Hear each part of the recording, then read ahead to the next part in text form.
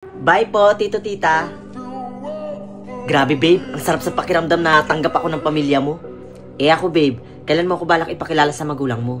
Soon, babe. Promise ko yan sa'yo, okay?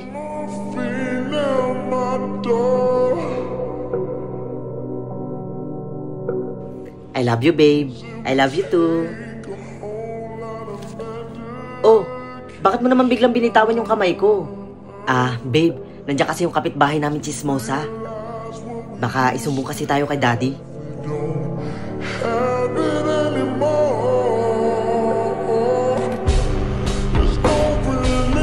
Hello, babe? Babe, pwede ba bukas na lang tayo tumuloy? Birthday kasi ni daddy ngayon. Eh, may handaan dito sa bahay. Kailan mo ba kasi ako balak dalhin dyan sa inyo? Konting tiis na lang, babe. Humahanap lang ako ng tamang tiyempo.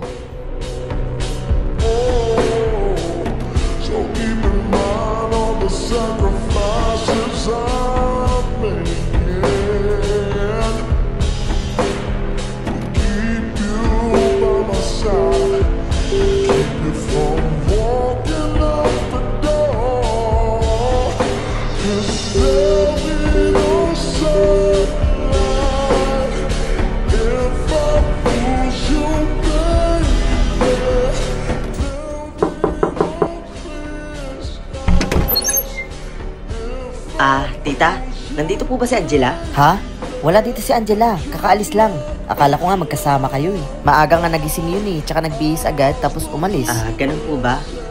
Sige po, tita. Pakisabi na lang po na pumunta po ako dito, ha? Sige Marvin. Sasabihan ko na lang mamaya. Sige po, mauna na po ako. Sige, mag-iingat ka ha. Babe, saan ka galing kahapon? Dumaan ako sa inyo pero wala ka dun. May pinuntahan lang. Nga pala, babe. Handa na. Maghiwalay na tayo. Nakahanap na ako ng taong handa akong ipakilala sa magulang niya. Pero babe, handa na nga ako ipakilala ka sa mga magulang ko eh. Hindi na kailangan. Pagod na ako. Lagi mo na lang ako tinatago.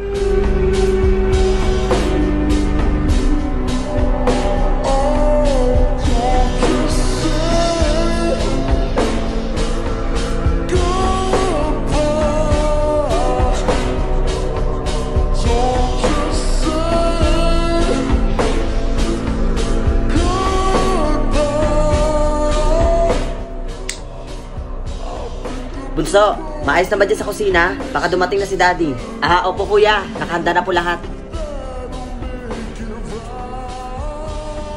O Bunso, nandiyan na pala si daddy.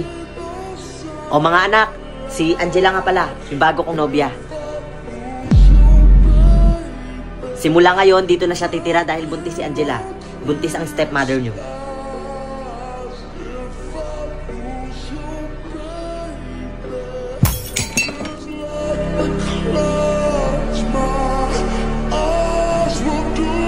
Say you walk away.